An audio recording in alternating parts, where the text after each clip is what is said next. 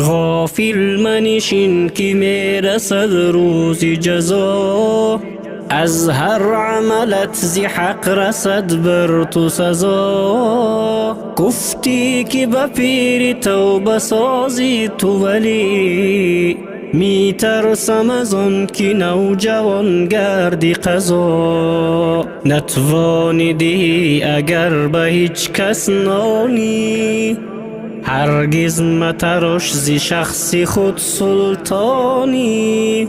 اندازه کرپت برون پای میار، نفع نبود از این عمل چندانی. روزی برسد روی از این خانه برون، آواره و سرسان به صحرای جنون. هر نیک و بدی در این جهان کرده بودی، آماده بشو وقت جواب از کنون. ای آن که زی بوی ثروت امروز مستی، با کیف و صفا و عیش و نوش پا بستی. اندیشه نما که روزی بنده به شمار، فکری تو غلط که تا قیامت هستی. ای بنده که امروز چنان مشهوری، از فرض خدا سنتی رسول دوری. در قدرت اگر به اوج افلاک رسی، روزی برسد که عاقبت در گوری. شب می گذرد چو باز آید سحری، ای بنده غافل چه کنی نوحگری. خرسند چه گردی به گذشتی شب و روز، بگذشت قدری زی عمرت تو بخبری. خواهی که در این زمان باشی تو عزیز، جوینده پی خیرت شو و عقل و تمیز. با مقصدی آزار کسی رنج مبر، تا بد زی پست کسی نگوید هرگیز. در منت دنیا گرفتار مباش، از دوست عزیز به هیچ چیز زور مباش. گر دوست تو را حاتمی توی خواهد بود، منتش مکش به پیش او خار مباش.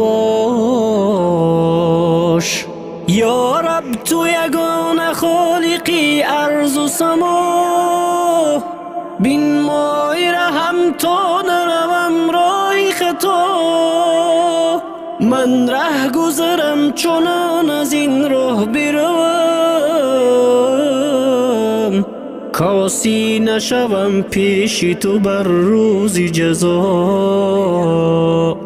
ای بنده بکش تا ز گناه پاک شوی، در علم زمان تو به افلاک شوی.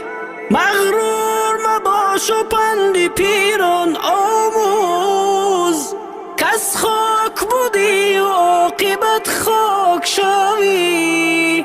این خانه که مدتی شده منزل تو، پیوسته بکش خوب شود حاصل تو. از حلقه علما برون پا مگذار، تا روز جزا رفع شود مشکل تو.